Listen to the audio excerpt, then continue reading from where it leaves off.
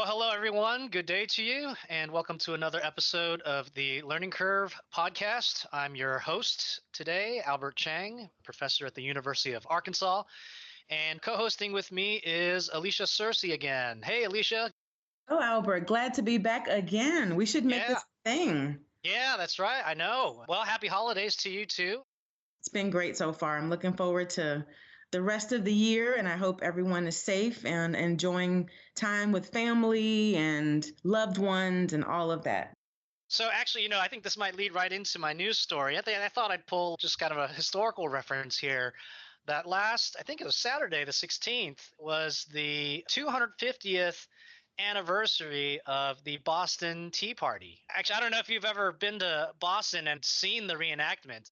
I've been to Boston, have not seen the reenactment. Yeah, I remember when I was living there several years ago and I heard about the reenactment, I had to participate. And it never occurred to me that the Boston Tea Party happened right at this time of year in the heart of December. And certainly being out there in the cold with all the reenactors put a new light, a new understanding on that whole event for me. But it's 250 years. Just Google some of the articles that are out there kind of commemorating that, but certainly a big event in our nation's history, and all the more enlightening if you kind of imagine it happening right in the heart of a Boston cold winter. Right. Definitely gives you new meaning. Yeah, I was glad to be bundled up. I'm not sure about some of those reenactors. But anyway, you have some news as well, right? I do. So the article that I want to talk about is about this great debate around retaining students or holding them back based on test scores or reading proficiency or whatever measure that states are using. And so according to this article, there are two research studies talked about, one in 2017 in Florida and then another one that has multiple states. And so, I'm a mom. I'm also an educator. I've been a superintendent. And so it's interesting to me to read about this debate, right? So on one hand, you have, according to this article, educators who are saying they don't like students to be held back. There are interventions that you can do. You can do all that you can to make sure they have what they need. But then there's another school of thought. And frankly, the research says, and particularly in this study in Florida, that third graders in Florida, if given better instruction, I think that's an important piece, that they actually perform better in math and reading in their high school grades. They need fewer remedial classes, higher GPAs in students who didn't get held back. And then another study that looks at multiple states also shows higher test scores in the later grades and reduces the need for remediation. And so, again, this is what the research is saying. And then there are those who are in the school of thought that say, well, what about the emotional impact that this has on students if you're being held back? And I totally get that, right? From a young person perspective, you think, I'm back with the same teacher or, team. All of my friends are gone. That could take a toll. But there's a Harvard researcher who was involved in the study, Martin West, this is his quote. He says, "My question would be whether they're confident that the students wouldn't have had an equally painful experience if they were advanced to the next grade and consistently faced content on which they were unprepared." That's a good point. Yeah, I think that was a really good one. It really helped to kind of shore up for me why I think I fall on the side of, if you need to retain a student, let's do that. Yeah. And Albert, here's another thing. I wrote a piece maybe 2 weeks ago about a decision that our State Board of Education made here in Georgia, where they essentially lowered the cut score for reading proficiency for third graders. And so just based on that reduction, 20,000 students in Georgia were essentially told that they were proficient in reading when they were not. So this is for me about telling students the truth and telling parents the truth about where these students are. Yes, you can do all the intervention that you want, but I think if a student doesn't have the foundation in reading and math, maybe holding them back is the right thing so that they can then catch up. And then it looks like exceed expectations later on in their grades. What do you think? No, I think that's absolutely right. I mean, actually, I think a couple of episodes ago, we featured an article on grade inflation. And I think we really, at the point we were making then was we do kids a disservice, families a disservice when we essentially tell them that they're ready to move on or ready for the next step when they're not. So I'm with you on this, that we really have to look carefully at this and avoid telling families and kids that they're more prepared or better than they really are. I know the truth hurts sometimes, but sometimes obfuscating that is going to have worse consequences. So yeah, anyway, got to do this well and do this carefully, but I think I'm with you. Well, stick with us. After the break, we're going to have Dr. Carol Zaleski to talk to us about the Inklings, J.R.R. Tolkien, C.S. Lewis, and some of the other folks in that merry band of men.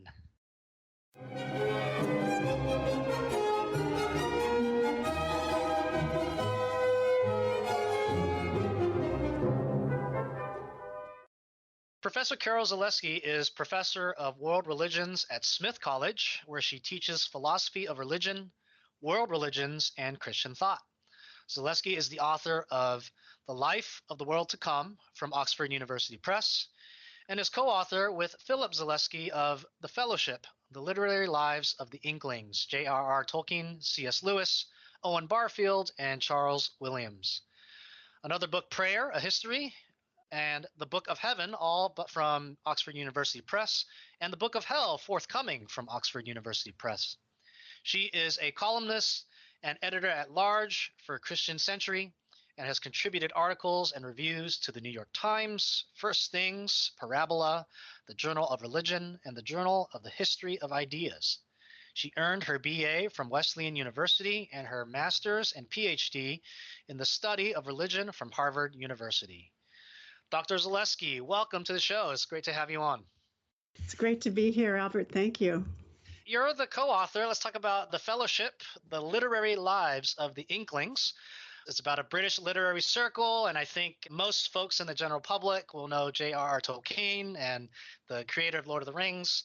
They probably know C.S. Lewis, author of the Chronicles of Narnia, but they might know a little bit less about the other folks in there. So could you start and briefly share with us who were the Inklings and how did all these folks, especially Tolkien and Lewis, then become among the 20th century's most influential writers? Okay, great. Well, so it's fun to talk about the Inklings. It's a book I co-authored with my husband, actually.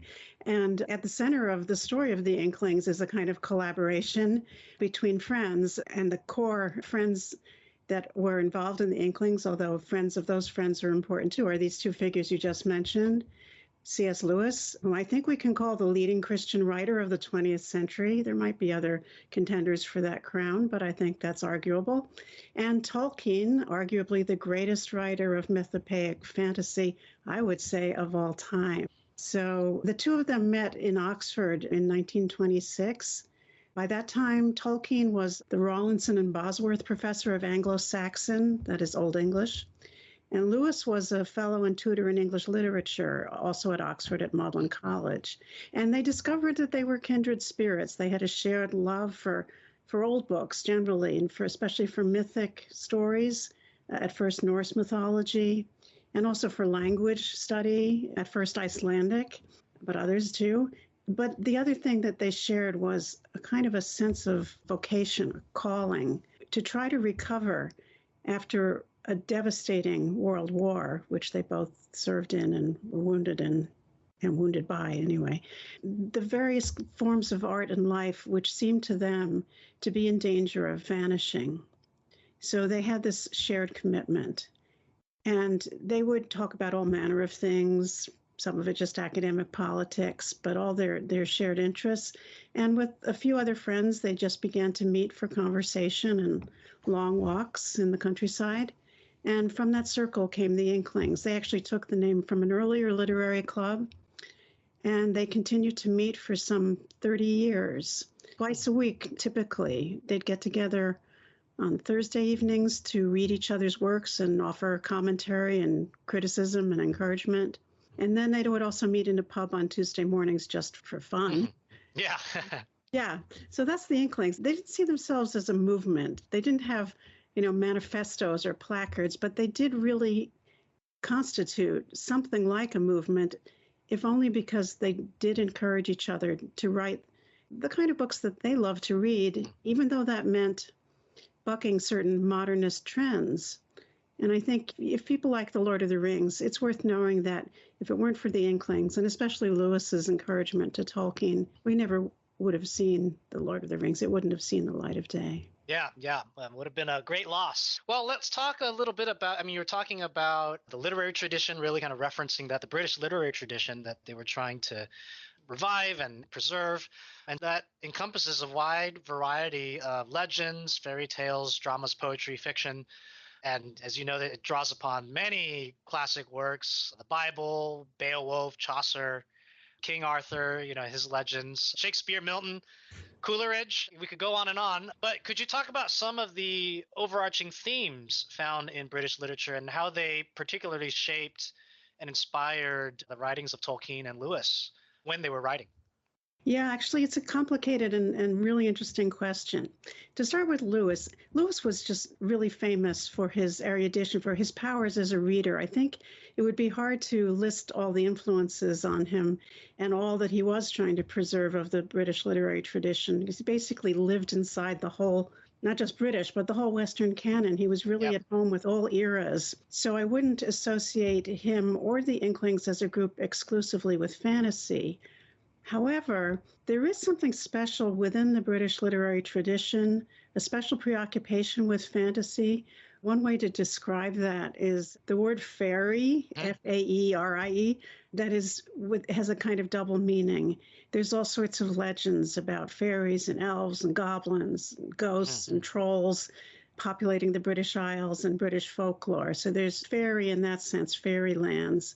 But there's also fairy in the sense of a kind of realm of imagination, which has been a really important theme in British literature. And that, I think, is what, in many ways, what they're trying to preserve. And that would include Spenser's The Faerie Queene, great works of allegorical imagination, or gave us John Bunyan's The Pilgrim's Progress. It also gave us, you mentioned Coleridge, it gave us the poetry of the Romantics. It gave us the sort of neo-medieval art of William Morris and the Pre-Raphaelites and the fantasy novels of, perhaps not as well known, but deservedly would be well known, the Scottish clergyman George MacDonald, who was an influence on all the Inklings. You mentioned the Bible too. Now that's an interesting question. It's certainly the case that the King James Bible has shaped all of English literature and language. But when I think about the biblical tradition that Tolkien and Lewis carried on, there's another aspect to it. There's more than one English Bible. And they were very familiar with early vernacular retellings of biblical stories in Old English or Middle English. And if you go back and read these biblical narratives, it's almost like you're hearing the Gospels for the first time, but only in a certain way, kind of like they're being sung by a bard, or you have more of a sense of fate and heroic battles and dragons and magical spells, even in the retellings of the Gospel narratives that you find in Old English and in some Middle English texts. And so they were familiar with the Bible as part of that living English tradition and saw how much of the pre-Christian material that flowed into it was then kind of almost like alchemically transformed into the drama of Christian redemption. And I think that's what they were trying to carry on, that really interesting mix of folklore, fairy tale, biblical stories, and pagan beauty. Let's maybe zero in on Lord of the Rings in particular. And so Lord of the Rings, it was like, I think a poll in 1997 said it was the book of the century. Could you tell us briefly about his life? And you mentioned imagination, how he, as a scholar of Old English, used his imagination to become one of the 20th century's most celebrated writers.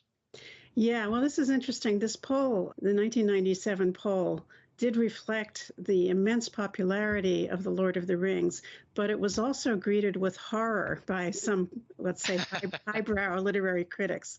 So one of them, Germaine Greer, I remember saying, it was like my worst nightmare has been realized, or Edmund Wilson saying, this is just juvenile trash. So it's very interesting to see, why he was so reviled by certain kinds of critics and so loved by everybody else. It's like, what was the heresy he committed? I kind of think it was the heresy of the happy ending, but that they thought it was juvenile because in their stories things work out well in the end. Yeah. You know? Such a non-modern thing to do, Yeah, it's not a modern thing to do. So about his life, Tolkien's life, I mean, I guess we'd have to look at that to figure out how did he become such a literary maverick? I think it's partly because he really wasn't part of the fashionable literary currents of his day, although he was certainly familiar with modern literature and well-read, maybe not at Lewis's level, but certainly he was. Anyway, let me just say a little bit about his life. So he was born in 1892 in Bloemfontein, which was the capital of what was called the Orange Free State in southern Africa. His father died when he was around 3 years old. At that point, he and his mother and younger brother were in England to escape the unhealthful climate they had been in. And so then they got news of the father's death. So they moved into a little town called Sarehole outside of Birmingham. It was a rather semi-rural hamlet with a working mill that meant a lot to Tolkien as he was growing up. So their mother, now widowed, taught Tolkien and his brother everything really for a while there before they went to school. They were studying ancient and modern languages, the arts. Tolkien was a really gifted illustrator and artist, which she encouraged, mathematics. She was quite brilliant. And the other important fact about her is that she converted to Catholicism during that time and as a result was ostracized by her family. And Tolkien believes that this is what led to her early death. She died from complications of diabetes when Tolkien was only 12 years old. So now he's basically orphaned. He's orphaned, but he was adopted by a priest, which is another interesting part of his story. This is a priest who had been educating him. His name was Father Francis. He belonged to the Oratorian order in the community that was founded by Saint John Henry Newman at Birmingham. So obviously the Catholic strain in his early life is extremely important and remained throughout his life. He went on to study at a school, King Edward's School in Birmingham, and there he formed a very close-knit circle of friends. So this is kind of like the pre-Inklings, precursors to the Inklings, who had very high ideals, both moral and poetic. They made a kind of pact with one another that they would devote their lives to rekindling the light of beauty and truth and faith in our world. But what happened was they all ended up fighting in the First World War, and as Tolkien says, all but one of his close friends died in that war. By 1918, they had all died. So there's that element of tragedy and of commitment to beauty that, is so important for understanding what Tolkien's going to try to do with his sense of calling. Now, part of that sense of calling for him is the love of languages, the literal meaning of philology. So thanks to his mother, of course, he was exposed to many different languages. He also knew the Latin of the Catholic Mass. He talks about being enchanted by seeing these Welsh coal trucks passing by with the Welsh language on them, the exotic language for him. He really loved that. I'd say, though, his main love is in the Germanic family of languages. That's certainly his main area of scholarship. That is Old English and Gothic, the dialects of the West Midlands, which was his own part of England, and all of these regions where he could reconstruct what English was like before the Norman invasion and the Frenchification of English beginning in 1066.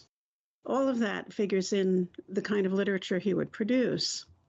I mentioned he served in the First World War and, in fact, began his creative work in the trenches. It's interesting. The philosopher Wittgenstein did that too, on the other side of the opposing side. All these people were writing great poetry in the trenches during these hideous, deadly battles. In fact, the Dead Marshes in the Lord of the Rings, most people think are based on, or at least resemble, the war-scarred landscapes that he experienced. So he was in the infamous Battle of the Somme. So he experienced a lot of loss early on, the loss of his close friends in the war, a sense of the English countryside, his beloved Sarehole, losing its rural character because of industrialization, the sense of a kind of rupture in English literature and language brought on by the Norman conquest, which he felt led to England being impoverished when it came to a national mythology. England needed a mythology. So he decided he would have to create one. It would be based on language. So the myth, and he had this feeling that language is in a way the matrix of myth, or at least that they're very much intertwined.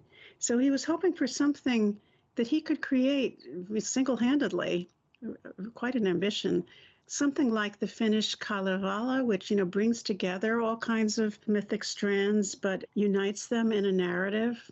And so he hoped to do this, and he wanted to bring the pre-Christian, even pre-pagan past of England into the story, but connect it to the Christian drama, to bring in themes of mercy and sacrifice and sin and redemption, all woven in with this mythology. And I don't really know any other writer who's ever done anything on this scale. There was some precedent. I mean, like Blake kind of invented a mythology, but no one that I can think of had so single-handedly put together, and this is unfinished, but he, went so far to have invented and evolving languages and consistent nomenclature and geography, creation accounts, and different levels of history and different stories that are not always completely consistent because they're meant to suggest oral traditions, that kind of rich backstory. I can't think of anyone else who's... No, or to put it another way, a friend of mine was asked, what's the best universe out there, Star Wars or Marvel? And he said, no, it's Lord of the Rings, the original. Right. And, you need to then read the Silmarillion and the 12-volume History of Middle-earth and all the new material that Christopher Tolkien, before his death, was gathering from all the manuscripts. His son Christopher did a massive work in retrieving the unfinished work. Lord of the Rings is just the tip of the iceberg. So anyway, he began this whole colossal project while he was in the trenches, and also he came down with trench fever, so he had sick leave that probably saved his life. And then he continued it when he came back to England and took up his academic career. And then it continued. You could say it was a hobby, but it was really more like an obsession. You were talking about some themes of Lord of the Rings, and of course you mentioned the Silmarillion, and of course there's the Hobbit, which came before Lord of the Rings. What other themes are there? And I'll ask two questions here. Yeah, why is it that folks young and old alike remain drawn to Tolkien? And what are some of the timeless lessons that are there for us to understand today, particularly for our time? Yes, well, it's hard to talk at once about The Hobbit and The Lord of the Rings because they are really different. And they were especially different when he first wrote The Hobbit. Tolkien was quite a family man and used to tell all sorts of stories to his children and send them letters from Father Christmas and all of that. And also he had to work during the summers grading examination papers to keep the family afloat financially. Well, one day as he was marking some student papers, and he was probably bored to death, this phrase just popped into his mind out of nowhere. It went like this: in a hole in the ground there lived a hobbit. So he's got this phrase, and he's going to make a story from it. And the story that he made, could be certainly described as a children's book. It came out in 1937. It was a popular book, so the publisher wanted a sequel.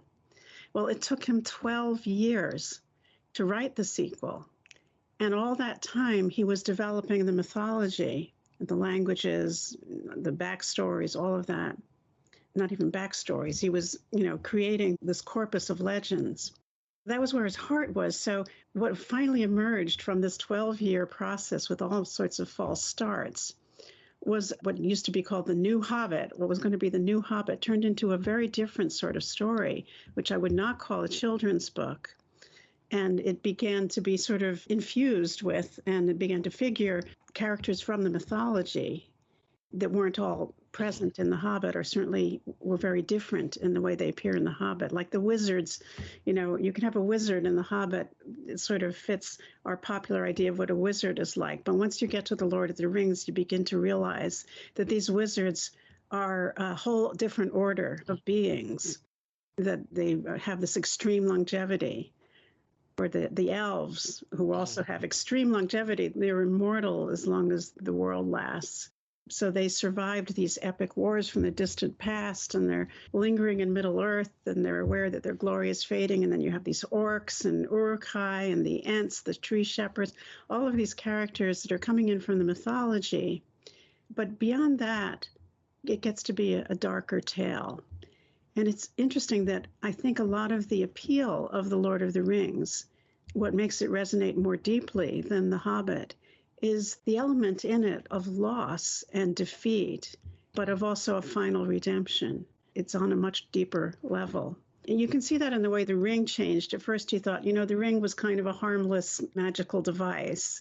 But as he developed the sequel, the Lord of the Rings version of the ring, we find out that it was created by this Dark Lord, Sauron, to rule over all the different races of Middle-earth, the men, the dwarves, the elves, and so on. You have this ring, and it's the object and the cause of all these great epic wars.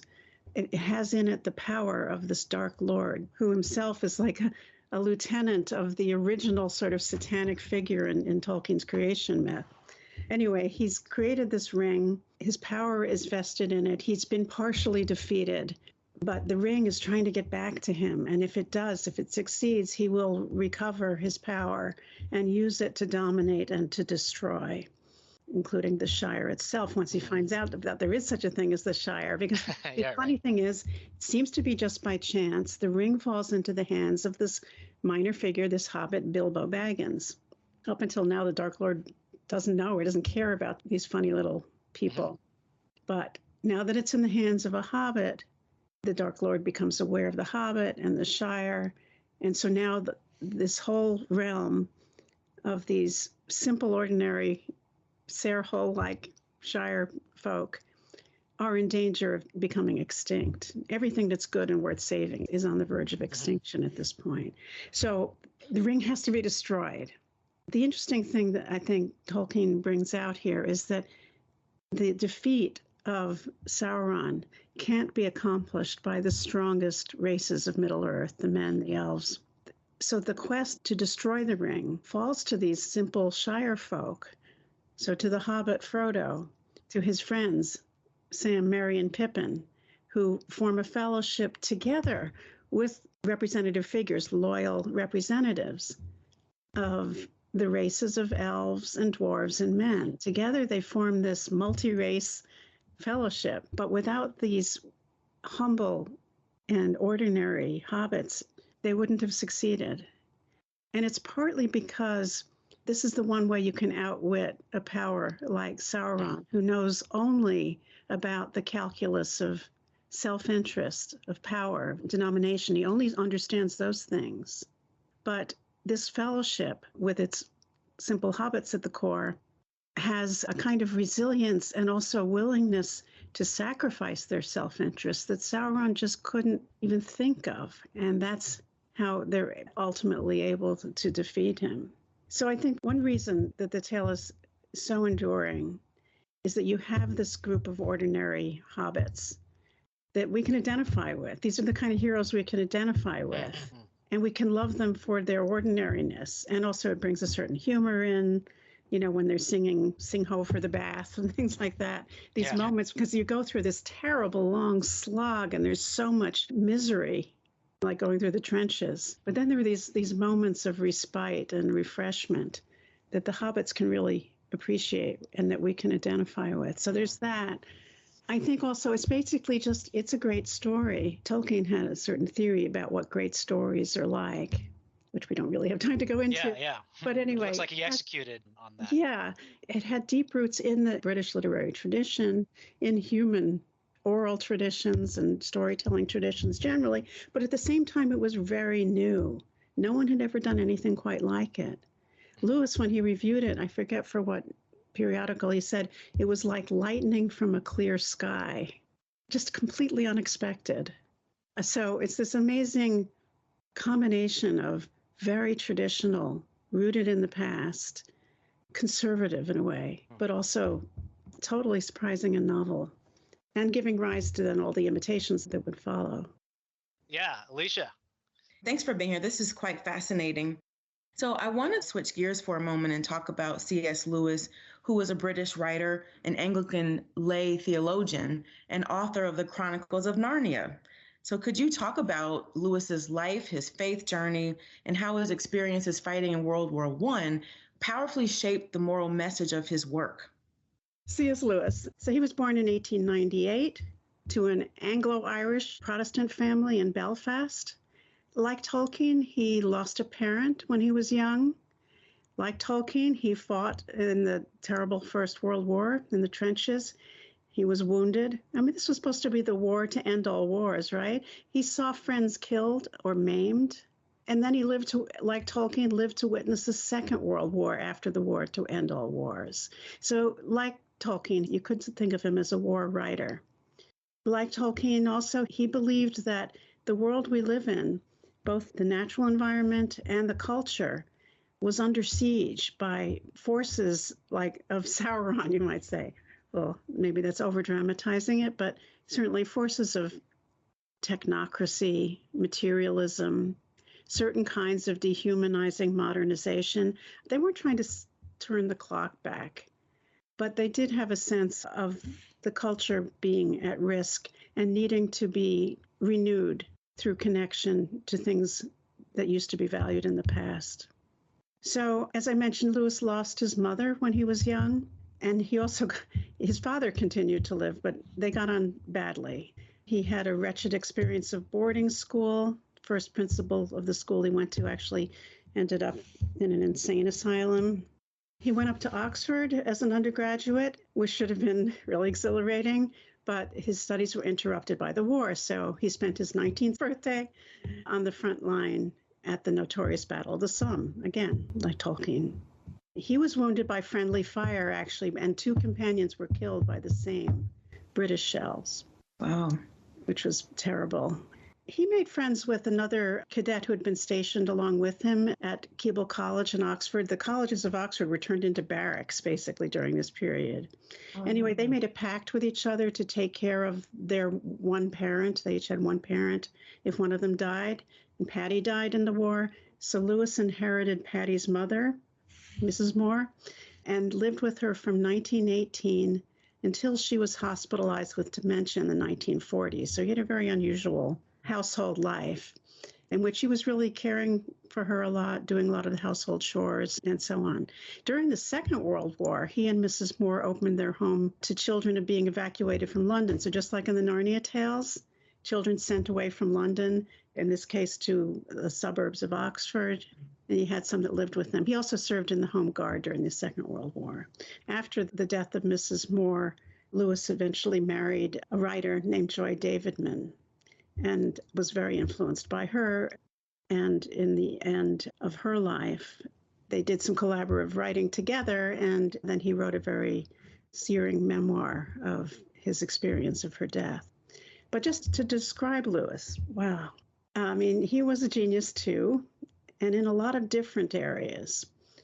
He began his academic career as a philosopher, but then he became a scholar of medieval and Renaissance literature, especially allegorical, courtly love poetry.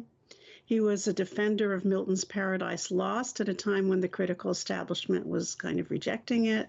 He also was a philosopher, and he would get involved in public debates. He was a very vigorous, sort of no-holds-barred debater, and he worked his way through most of the philosophical positions that were on offer in his day and in his part of the world. So he was a young atheist of the kind who shakes his fist at God for not existing. He was a believer in the life force while still an atheist at a certain stage.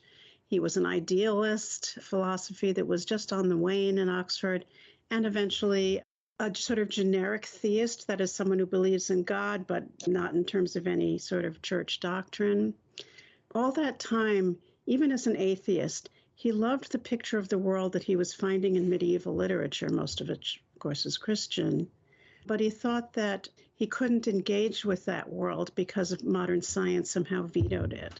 So what convinced him otherwise and led to his conversion, not just to a generic sort of belief in God, but to Christianity, was conversations with 2 of his very important friends, Owen Barfield, a member of the Inklings, and Tolkien himself. And Tolkien, who was Catholic, while Lewis would remain throughout his life a member of the Church of England, Tolkien managed to convince Lewis that if you love mythology, you ought to love Christianity because there's the myth that entered history and became fact. That was just one factor, I think. It's too complicated a story to tell all the reasons for his conversion to Christianity. But once he did convert to Christianity, he became, in part because of talks that he gave over the BBC during the Second World War, a kind of voice of Christianity for millions. And he came to see that as during the Second World War, in addition to being the Home Guard, that was kind of his war work, was to defend the faith, to keep up spirits, and at the same time to defend literature. And the two things are related for him. So that's the basic picture of Lewis, which I hope is covering enough ground for us to get a sense of his multifaceted genius. Absolutely, absolutely multifaceted and brilliant and compassionate to know that he took on someone else's mother and took care of her. That's beautiful. You mentioned a couple of times his academic posts at Oxford and Cambridge as a medieval scholar, and also he became a popular writer. Can you talk about Lewis as a professor and his interactions with students and fellow faculty members and how they received some of his more popular works, those religiously themed works like Narnia, the Screwtape Letters, and Mere Christianity? There's a lot of student memoirs about Lewis, and they tend to describe this guy with the red face and a booming voice. One anecdote about him is that he would start his lecture in the classroom lectures. He would start them as he was coming through the door, and he would finish them as he was walking out the door, which I guess meant there weren't time for questions. But anyway, he was a very, very popular professor, teacher. He also tutored individually, and he was, had a huge influence on really thousands of students one way or the other. Some didn't take to him, like the poet John Betjeman. He was kind of a bête noire for him. He was also, as I mentioned, a debater. There was a group called the Socratic Club where there would be debates between religious believers and atheists and so on, and he would take part in those debates. So as far as the reception of his popular Christian works goes, there's a lot of variation. Oxford itself, his colleagues, and just the public in Oxford knew of him as a scholar and also as a very sophisticated lay preacher. I mean, some of his sermons were written up in the British press, which named him Oxford's new John Henry Newman, great Oxford preacher. And they knew him from his BBC radio broadcasts as a kind of really captivating evangelical soundbite person. And American evangelicals were flocking to the published versions of the BBC talks, that is Mere Christianity, as well as to Narnia and the Screwtape Letters and works like that. But there were people who, for that very reason, looked down upon Lewis. The sort of people that were looking down upon American evangelicals looked down upon Lewis as a kind of guilt by association. And a lot of people knew him through Narnia and Screwtape, but didn't realize that he was also a really serious scholar and had other ways of writing about these religious themes, that he wasn't a theologian, but there was more theological sophistication in some of his writings. Interesting. So I want to talk more about the Chronicles of Narnia. And of course, it's considered a classic in children's literature, having sold 120 million copies in 47 languages. Can you talk about briefly some of Narnia's major themes and characters, and interestingly, the importance of the heroes being children who are called upon to protect Narnia from evil? Yeah, I think it's similar to the Hobbits and Tolkien's tales. You have what Tolkien called the exaltavit humiles principle. That is, he's speaking in Latin from the Song of Mary, when at the Annunciation, that God raises up the humble. And so these are little people who still have a certain kind of innocence, and they have a sense of wonder, and also a kind of unprejudiced rationality. Lewis really gives us that in this line, The Witch in the Wardrobe, when Lucy knows she's been to Narnia, and the others have to try to figure out whether to believe her. And the professor says, well, have you known her to lie? No. Have you known her to be unhinged in any way? No. Then why not believe her? So there's that I think, again, we can identify with the children who see things that adults sometimes miss. One of the questions about the Chronicles of Narnia is whether it's just a kind of preachy, didactic allegory, kind of clobbering us with its Christian symbolism. The people that don't like Narnia see it that way. Tolkien himself had reservations about it for that reason. If we believe Lewis, though, Lewis, it's kind of like the story of the origins of the Hobbit. Tolkien said, this idea of the Hobbit, that the word Hobbit just came to him. Lewis says that for him, it just began with an image of a fawn carrying an umbrella. And then these other images, the White Witch, the lion. And he didn't at first think, oh, this is Christian, but because his mind and his heart were furnished with Christian themes and convictions, they kind of pushed themselves into the story in somewhat the same way that the mythology for Tolkien pushed itself into the Hobbit sequel. So Tolkien criticized Narnia because it seemed like a sort of preachy allegory, but Lewis insisted that it wasn't that kind of preachy allegory. He said, actually what it is not an allegory, but a supposal, an imaginative supposal. And the supposal starts like this, although it wasn't what prompted the first writing of the Narnian Chronicles, that is, The Lion, the Witch, and the Wardrobe. The supposal goes like this: what might Christ be like if there really were a world like Narnia, and he chose to be incarnate and die and rise again in that world as he has done in ours?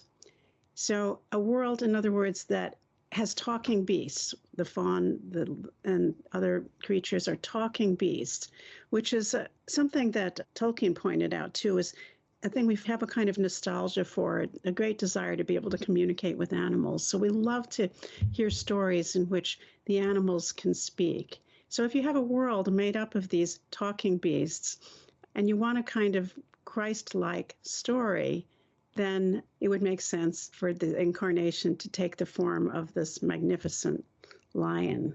So that's supposedly not allegory, but supposal. I think that's debatable. But from that seed of imaginative supposal, everything else sort of derives from there. I don't think he planned it all out, but eventually he would have a creation story in The Magician's Nephew, an account of how evil came into the world, which would illustrate a point that's extremely important for both Tolkien and Lewis.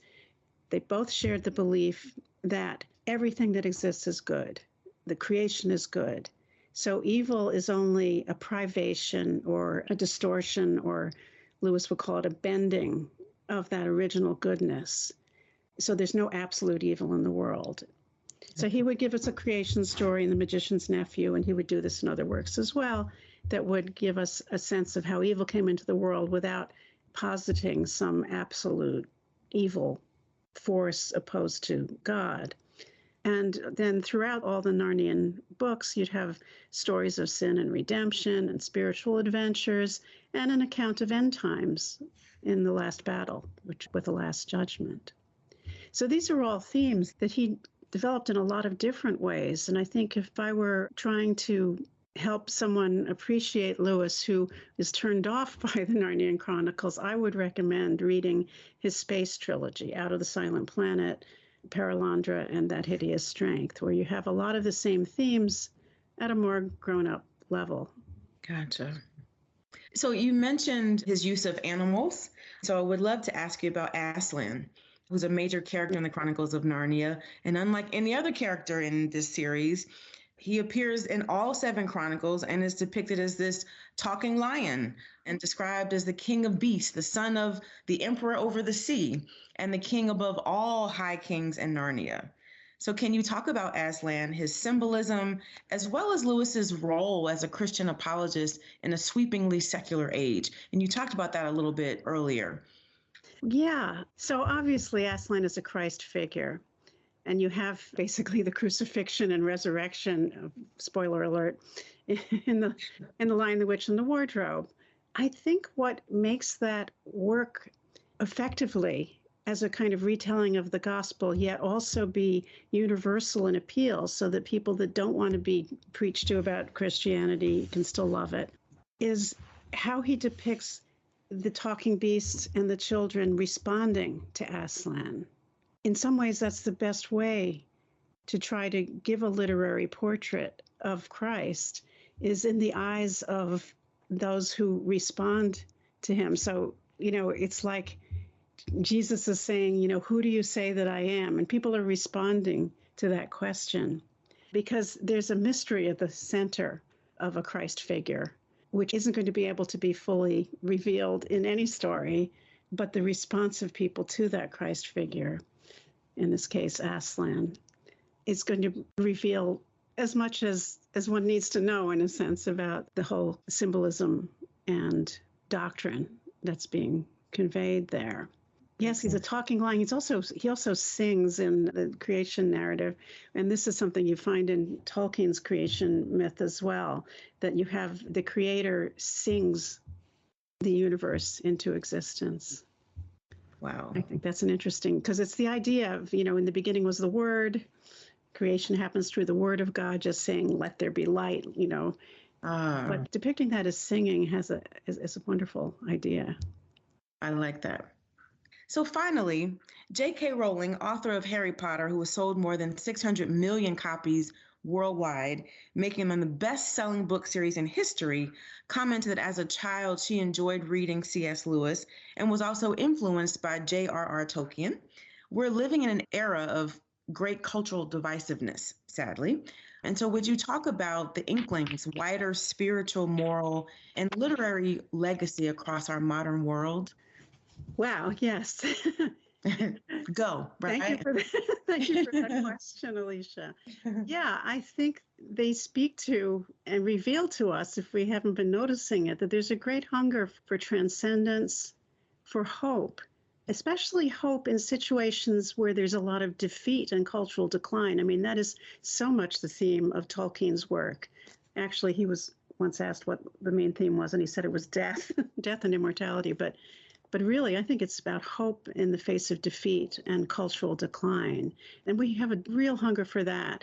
And also for reading, in a way, which is kind of an endangered art. Lewis said that the reason we read is that we want to see with other eyes, not just with our own. And if we could do that, we would have more charity towards others as well, more capacity for understanding perspectives different from our own. There's a hunger for faith. And they're able, and this is something you don't find in much modern literature, to offer a kind of faith, a kind of hope, most of the time without being too cloyingly sentimental or superficially self-help-like. And I think the reason for that is their own erudition. That is, that they were steeped in a great intellectual tradition, an imaginative tradition, which has both moral and entertainment value. So I guess that's what I would emphasize. I think there are shared ideas about evil, about providence, about friendship and fellowship, about vocation. All of these things are themes that they deal with, each in their own way, but it's a shared treasure. I love that, and so needed. So as we close out this interview, Dr. Zaleski, we would love if you could read for us perhaps one of your favorite paragraphs or passages from your book. Well, I guess to kind of continue with talking about their legacy, there's an epilogue here, which we call the recovered image. So I'll read a little bit from that. So talking about the Inklings as a whole, so not just Lewis and Tolkien, although they're the stars of the story, but also Owen Barfield and Charles Williams, who are important in our book. My husband, Philip Zaleski, and I say that the Inklings' work, taken as a whole, has a significance that far outweighs any measure of popularity, amounting to a revitalization of Christian intellectual and imaginative life. They were 20th century romantics who championed imagination as the royal road to insight, and the medieval model, as Lewis called it, as an answer to modern confusion and anomie. Yet they were, for the most part, romantics without rebellion fantasists who prized reason, for whom fairy was a habitat for the virtues and literature a sanctuary for faith. Even when they were not on speaking terms, I should comment that did happen, but those are stories we can't get into today anyway, not forever, but there were times when they fell apart. But even then, they were at work on a shared project to reclaim for contemporary life what Lewis called the discarded image of a universe created, ordered, and shot through with meaning. Thank you very much. It's been so great to have you. This is a new area of literature for me, so I learned a lot today, and I'm grateful for that. Well, thank you, Alisha and Albert. I really enjoyed the conversation. Yeah, it was a huge pleasure. I mean, I'd love to sit and go on and on and on. Yes. So much to talk about. But thanks for taking your time and being here. My pleasure.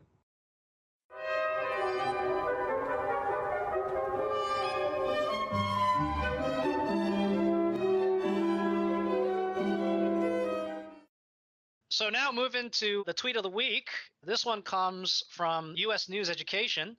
The Duolingo English Test, a computer adaptive language proficiency exam, is gaining momentum as a way to measure the language skills of prospective international students applying to U.S. colleges and universities. So check out that link. We're always seeing a bunch of technology change the way we practice education, change how our educational institutions are evolving and being influenced by that. I think this is just another one that caught my eye this week. Alisha, I don't know if you are familiar with the procedures and application process of international students coming to the U.S. for college, but they have to take additional exams about English language readiness. And so Duolingo apparently has a computer adaptive test. And so this is one that applicants from other countries can not only take remotely, but it's computer adaptive, unlike the TOEFL or some of these other exams where the set of questions is already set. This one kind of adjusts. If you get an answer correct, it'll start asking you a more difficult one and vice versa, and then basically get you to land at what your level is at and report the results pretty quickly. So yeah, much more accurate it sounds. Yeah, I think there's some gains there. Certainly access, I think, is going to be something that's going to change. Kids can take this from home. So take a look at that tweet. Always lots of stuff, technological advances changing the way we do education. Yes. Alisha, it's great to co-host another show with you. Glad to have you on. Yes, as always, Albert, great job. Very interesting today. And I look forward to being on with you again. Yeah, that's right. In the new year. So happy holidays. Happy New Year, everybody. We wish you that from the Pioneer Institute. Look out for our next set of episodes coming this January in 2024. See you next year.